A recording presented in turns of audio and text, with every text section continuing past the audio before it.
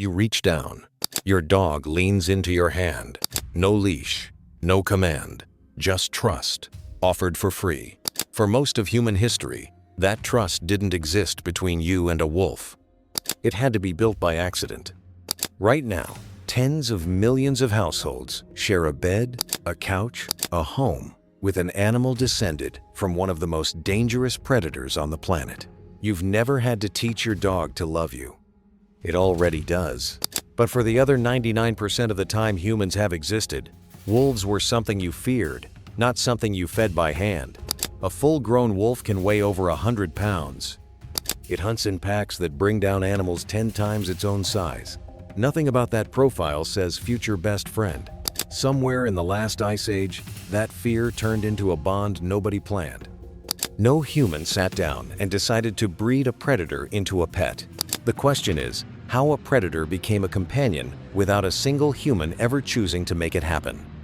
Anthropologist Brian Hare has spent decades studying what he calls survival of the friendliest. In his research, he found that dogs read human gestures a point. A glance better than chimpanzees, our closest genetic relatives, ever could. Wolves raised by humans still fail this test. Dogs pass it as puppies, before any training begins. Hare's conclusion was blunt. This wasn't taught. It was selected for, generation after generation, by wolves who tolerated human presence just enough to scavenge safely. The friendliest wolves ate. The aggressive ones got killed or chased off. This isn't a fluke of one species. The same pattern shows up in silver foxes bred for tameness in Siberian experiments starting in 1959 in bonobos compared to chimpanzees, and in island foxes that lost their fear of predators entirely because nothing ever punished them for it. Friendliness, over and over, turns out to be a survival strategy, not a weakness, a weapon. The bones back this up. In Bonn-Oberkassel, Germany, archaeologists uncovered a dog buried beside two humans, roughly 14,000 years ago, deliberately placed, deliberately mourned. That burial shouldn't exist if this were only ever a working relationship. In Goyet Cave, Belgium, a skull dated to over 30,000 years ago shows a shortened snout and widened jaw, already diverging from wolf anatomy.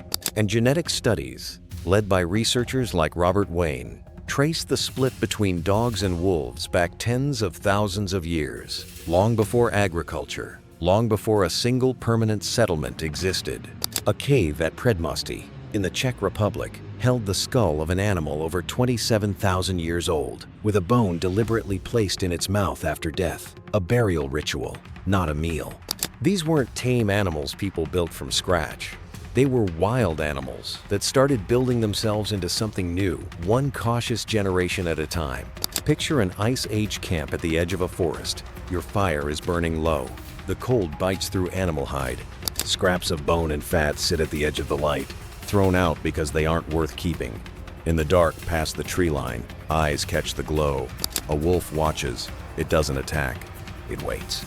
You grip your spear anyway, out of old habit, but nothing charges tonight. The bold ones, the aggressive ones, got speared the moment they got close, season after season. The cautious ones, the ones who hung back just far enough, got fed by accident, night after night, meal after meal. You never invited them in. You just stopped noticing they were there. Over generations, their pups were born calmer, their skulls a little smaller, their eyes a little softer, their tails carried a little higher. You didn't raise a dog. A wolf raised itself into one, using your leftovers as the only tool it ever needed. Then, agriculture changed everything. Once humans settled, stored food, built granaries full of grain, the dump grew permanent. The relationship that started as tolerance turned into partnership guarding livestock, hunting alongside you, sleeping at the edge of your fire instead of the edge of the forest. But here's the trap. Once an animal starts depending on you for food, it can't go back to being wild. The self-sufficient wolf and the dependent dog split apart forever. You didn't just create a companion. You created a species that could never survive without you again. They didn't need to trust a predator to feel safe. They became the safety. You lock your doors at night and still feel afraid of the dark. They slept beside a fire with something wild curled at their feet and slept easy. You built an alarm system They built a friendship that still guards your door for free.